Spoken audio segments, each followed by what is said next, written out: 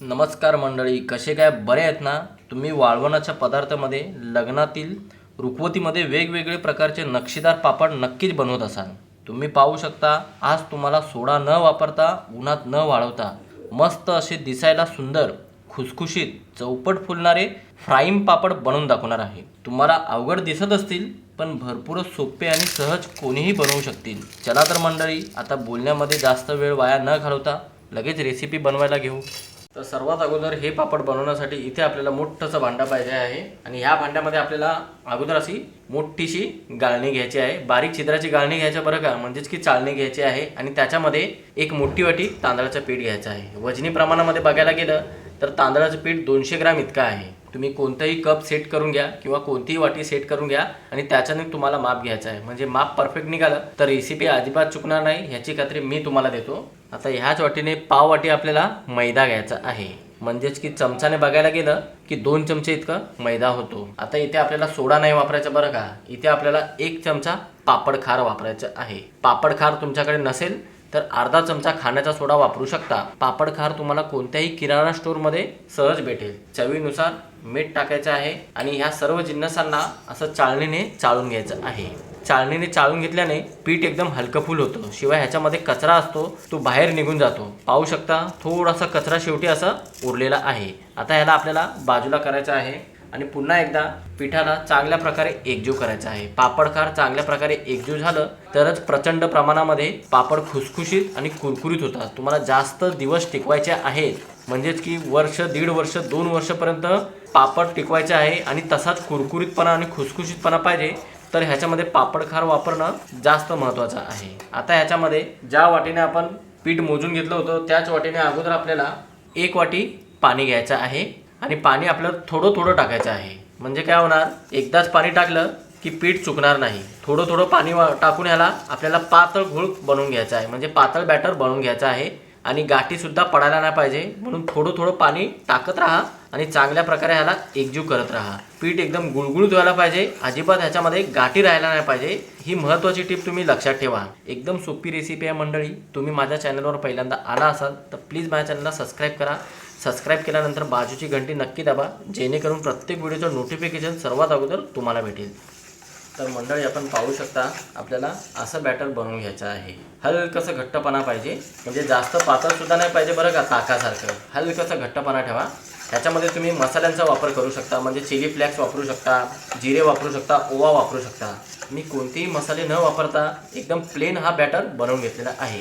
तुम्ही वाटलं तर फक्त तांदळाच्या पिठाने सुद्धा बॅटर बनवू शकता किंवा अर्ध्या प्रमाणामध्ये तांदळाचं पीठ आणि अर्ध्या प्रमाणामध्ये मैदा वापरू शकता. फक्त बाइंडिंग चांगली येण्यासाठी फक्त 2 ते 3 चमचे मैदा वापरायचा आहे किंवा असंच वापरलं तरी काही हरकत नाही, पण सुकायला थोडासा वेळ लागतो म्हणून 2 ते 3 चमचे मैदा वापरायचा आहे. असं बॅटर बनवून झालं की थोडा वेळ आपण याला बाजूला ठेवू. तर दुसरीकडे इथे आपल्याला आणखीन एक लहानसं भांडं घ्यायचं आहे आणि ह्या भांड्यामध्ये त्याच वाटीने आपल्याला अर्धी वाटी मैदा घ्यायचं आहे. म्हणजे पूर्वी आपण बॅटर बनवलं होतं ना, ह्याच वाटीने संपूर्ण माप मोजून घेतलं होतं, त्याच वाटीने आपल्याला इथे दुसरं बॅटर बनवायचं. म्हणजेच की हे बॅटर नाही बनवायचं आहे, ह्याची पेस्ट बनवायची आहे. आता तितकंच माप घेऊन म्हणजे अर्धी वाटी आपल्याला तांदूळ घ्यायचा आहे. अर्धी वाटी मैदा आणि अर्धी वाटी तांदूळ घ्यायचा आहे आणि सोबतच चवीनुसार मीठ टाकायचं किंवा चिमूटभर मीठ टाकलं तरी काही हरकत नाही. आता इथे मी लाल रंगाचा फूड रंग वापरत आहे. 2 चिमूट आपल्याला फूड रंग वापरायचा आहे. तुम्ही कोणत्याही रंगाचा फूड रंग वापरू शकता किंवा असंच पापड बनवलं तरी काही हरकत नाही. त्याला डिझाईन नाही दिलं तरी चालेल, पण काय होतं, डिझाईन दिल्याने पापड दिसायला एकदम चांगले दिसतात. शिवाय मुलं सुद्धा आवडीने खातील पापड. म्हणजे बाहेरचं अनहेल्दी खाण्यापेक्षा असं घरी 1-2 वर्ष असा स्नॅक्स बनवून ठेवायचा आहे. तर मंडळी, पिठामध्ये रंग आणि मीठ चांगल्या प्रकारे एकजीव झालेले आहेत आणि दोन्ही पिठंही चांगल्या प्रकारे एकजीव झालेली आहेत. आता ह्याच्यामध्ये आपल्याला थोडं थोडं पाणी वापरायचं बरं का, आणि आपल्याला घट्टसर पीठ बनवून घ्यायचं आहे. म्हणजे एकदम गुळगुळीत पेस्ट बनवून घ्यायची आहे, म्हणून आपल्याला थोडं थोडं पाणी वापरायचं आहे. अगोदरचं जे बॅटर बनवलं होतं त्याच्यासाठी 2.5 कप म्हणजेच की 2.5 वाटी पाणी लागलेलं आहे. तुम्हाला जास्त सुद्धा लागू शकतं किंवा कमी सुद्धा लागू शकतं, किंवा तुम्ही अंदाजे बॅटर बनवलं तांदळाच्या पिठाचं तरी काही हरकत नाही, पण कन्सिस्टन्सी योग्य यायला पाहिजे. ह्याची कन्सिस्टन्सी तुम्हाला घट्ट ठेवायची आहे, म्हणून थोडं थोडं पाणी वापरून गाठ्या पडायला नाही पाहिजेत, इतकं लक्षात ठेवा. तर मंडळी, असं आपल्याला घट्टसर पेस्ट बनवून घ्यायची आहे आणि एकदम गुळगुळीत पेस्ट बनवून घ्यायची आहे. आणि याची कन्सिस्टन्सी पाहू शकता, रिबिन कन्सिस्टन्सी आहे. यापेक्षा पातळ नाही ठेवायचं आणि ह्यापेक्षा घट्ट सुद्धा ठेवायचं नाही. पाण्याचं प्रमाण अंदाजे वापरू शकता आणि अशी पेस्ट बनवू शकता. आता काय करायचं, याला थोडा वेळ आपण बाजूला ठेवू आणि इथे आपल्याला एक ग्लास घ्यायचा आहे आणि या ग्लासमध्ये आपल्याला अशी जाड पिशवी घ्यायची आहे. पातळ पिशवी घेऊ नका आणि त्याच्यामध्ये आपल्याला असं बॅटर भरून घ्यायचं आहे आणि पिशवीला शेवटी थोडंसं होल मारून घ्यायचं बरं का. तांदळाचं पीठ आणि मैद्याचं पीठ घेतलं की बाइंडिंग एकदम मस्त येते, आकारही एकदम चांगला येईल. म्हणून काय करायचं, आपल्याला ह्याच्यामध्ये मैदा सुद्धा वापरायचा आहे आणि अर्ध्या प्रमाणामध्ये तांदूळ सुद्धा वापरायचं आहे. आणि अशा पद्धतीने आपल्याला ही थैली तयार करून घ्यायची आहे, म्हणजे पिशवी तयार करून घ्यायची आहे. ह्याला इथं चांगल्यापैकी रबर बांधायचं आहे किंवा गाठ मारून घ्या आणि इथे लहानचं होल करून घ्यायचं आहे. एखाद्या सुईने किंवा कैचीने कापत असाल तर जरा सांभाळून कापा, एकदम लहानचं होल पाहिजे इथे. तर मंडळी, इथे मी स्टीमर घेतलेला आहे आणि स्टीमरला मधून हलकसं तेल लावत आहे. 1 ते 2 थेंब तेल लावायचं आहे. तुमच्याकडे अशी पसरट प्लेट असेल तर त्याला सुद्धा आपल्याला असं तेल लावून घ्यायचं आहे. तेल लावल्याने पापड सहज डिमोल्ड होतात बरं का. असं तेल लावून झालं की ह्याच्यावरती आपल्याला अर्धी ती 1 पळी असं बॅटर सोडायचं आहे किंवा थोडंसं आणखीन जास्त सोडलं तरी काही हरकत नाही. आपल्याला पातळ थर बनवायचं बरं का आणि ह्याला असं पसरून घ्यायचं आहे. बॅटर कमी पडत असेल तर थोडंसं आणखी ह्याच्यामध्ये बॅटर टाकू शकता, पण असं एकदम गोल पसरून घ्यायचं आहे. तर मंडळी, आपण पाहू शकता असा आपल्याला पातळ थर पसरवून घ्यायचा आहे, म्हणजे जास्त पातळही नाही आणि जास्त जाड सुद्धा नाही. आता काय करायचं, आता आपल्याला ह्याला डिझाईन द्यायची आहे. तर इथे मी या प्लॅस्टिकला हलकसं होल लावून घेतलेलं आहे, म्हणजे होल मारून घेतलेला आहे. इथे आपल्याला डिझाईन बनवायची आहे. या होलमधून आपल्याला असे गोल गोल आकार द्यायचे आहेत. पाहू शकता असेच गोल गोल आकार द्यायचे आहेत. जितक्या तुमच्याकडे प्लेट असतील तितक्या प्लेटमध्ये आपल्याला असं डिझाईन बनवून घ्यायचं आहे. तुम्ही असं प्लेन पापड सुद्धा बनवू शकता, जसं की मी तुम्हाला अगोदर सांगितलेलं आहे. असे डिझाईन नाही दिलं तरी चालेल, पण दिसायला एकदम सुंदर दिसतात बरं का.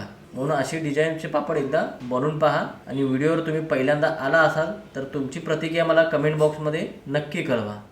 तर मंडळी, इथे अगोदर स्टीमरमध्ये मी पाणी गरम होण्यासाठी ठेवलं होतं आणि पाणी चांगल्या प्रकारे गरम झालेलं आहे. पाणी चांगल्या प्रकारे गरम झालं की हळूवारपणे आपल्याला प्लेट ठेवायचे आहेत, म्हणजेच की हे स्टीमर ठेवायचे आहे. अगोदर एक ठेवलं, नंतर असं दुसरं ठेवायचं आहे. आता झाकण लावायचं आहे. गॅस फास्ट करून 2 मिनिटापर्यंत ह्याला वाफवून घ्यायचं आहे. जास्तीत जास्त 2.5 मिनिटापर्यंत तुम्ही वाफवून घेऊ शकता. 2 ते 2.5 मिनिटं झालेली आहेत मंडळी. झाकण काढायचं आहे आणि पाहू शकता मस्तपैकी हे वाफलेले आहे. आता काय करायचं, दोन्ही स्टीमर आपल्याला काढायचं आहे आणि ह्याला चांगल्या प्रकारे थंड करून घ्यायचं आहे आणि प्रत्येक पापड अशाच प्रकारे 2 ते 2.5 मिनिटापर्यंत आपल्याला वाफवून घ्यायचं आहे. प्लेट किंवा स्टीमर चांगल्या प्रकारे थंड करून घ्यायचं आहे. मग ह्याला असं बाजूने कट मारून घ्यायचं आहे. एखादा चाकू घ्या आणि चाकूने असं आपल्याला फक्त कट मारून घ्यायचं आहे. आणि प्लेट लवकरात लवकर थंड होते बरं का, अजिबात वेळ लागत नाही आणि थंड झाल्यावरच हे परफेक्ट डिमोल्ड होतात. पाहू शकता असं हलक्या हाताने ह्याला काढून घ्यायचं आहे. वाटलंच तर थोडंसं पाणी पाठच्या बाजूला म्हणजे खालच्या बाजूला टाकू शकता आणि असं ह्याला पापडाला डिमोल्ड करू शकता. पातळ थर असेल तर तुटेल, पापड फाटू शकतात, म्हणून जरा जपूनच ह्याला डिमोल्ड करायचं आहे. पाहू शकता मंडळी, अशा पद्धतीने ह्याला डिमोल्ड करायचं आहे आणि एखाद्या पोळीपाटावर किंवा असं लाकडावर घ्यायचं आहे आणि ह्याला असं पसरवून घ्यायचं आहे. ह्याला थोडा वेळ आपण सेट करून घेऊ. एक 4 ते 5 मिनिटापर्यंत हवेखाली ठेवायचं आहे सेट होण्यासाठी, मगच ह्याला आकार द्यायचा आहे. चांगल्या प्रकारे एक 4 ते 5 मिनिटानंतर ह्याला कापून घ्यायचं आहे. एखादी कैची घ्या आणि हळूवारपणे ह्याला कापा, कारण की पापड भरपूर नाजूक आहे, म्हणून थोडंसं आपल्याला काळजीने काम करायचं आहे. पाहू शकता असं आपल्याला कापून घ्यायचं आहे. अगोदर असे संपूर्ण पापड तयार करायचे आहे. त्याला सेट होण्यासाठी एक 2 ते 3 मिनिटं किंवा 4 मिनिटं पंख्याखाली सोडायचं आहे आणि नंतर मग असं कैचीने कापून घ्यायचं आहे. थोडंसं जाडच बनवा बरं का, जास्त पातळ राहिलं तरी डिमोल्ड करताना तुटू शकतात, म्हणून हलकसं जाड राहिलं तरी काही फरक पडत नाही. पापड तेवढेच खुसखुशीत आणि कुरकुरीत होतील, कारण की आपण ह्याच्यामध्ये पापड खार वापरलेला आहे. थोडंसं बोटांना पाणी लावून घ्या, मगच हे असं पट्ट्या उचलायच्या आहेत. पाहू शकता मंडळी, परफेक्ट कापले गेलेले आहेत आणि आता सुकवायला ठेवायचं आहे. ह्याला तुम्ही पंख्याखाली सुकवू शकता. पंख्याखाली 1 ते 2 दिवस ह्याला मस्तपैकी सुकवू शकता. तुम्हाला वर्ष 2 वर्ष किंवा 2.5 वर्षापर्यंत ह्याला टिकवायचं असेल तर तुम्हाला 2 ते 3 तास उन्हामध्ये ह्याला ठेवावेच लागतील, तरच हे जास्त दिवस टिकणार. आता अशाच पद्धतीने सर्व स्नॅक्स मी बनवून घेतो, मग तुम्हाला दाखवतो हे कसे सुकलेले आहेत. म्हणजे 2 दिवसापर्यंत मी ह्याला पंख्याखाली सुकवून घेणार आहे आणि 1 घंटा ह्याला ऊन देणार आहे फक्त.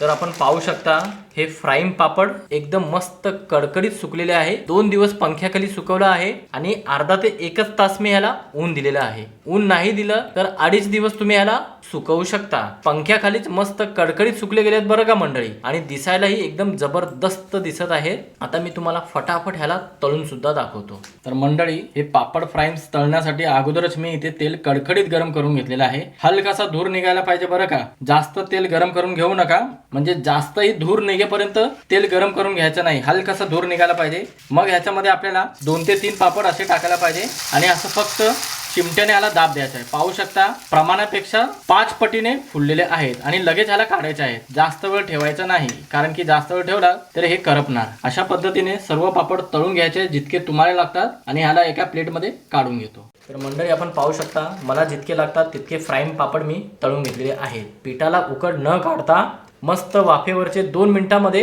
हे पापड तयार होतात. उन्हाची सोय नसेल तर घरीच तुम्ही हे पापड सुकवू शकता आणि पाहू शकता प्रमाणापेक्षा 5 पटीने फुललेले आहेत आणि प्रचंड प्रमाणामध्ये खुसखुशीत. 2 ते 3 वर्ष सहज टिकतील इतके हे खुसखुशीत झालेले आहेत. अजिबात ह्याला बुरशी नाही लागणार, ना हे वातट होणार, जसेच्या तसेच राहणार बंद डब्यामध्ये ठेवलं. तर मंडळी, आजची रेसिपी कशी वाटली नक्की कळवा. तुमची प्रतिक्रिया मला कमेंट बॉक्समध्ये. चला तर मंडळी, अशा नवनवीन रेसिपीचं पुन्हा एकदा भेटूया. धन्यवाद.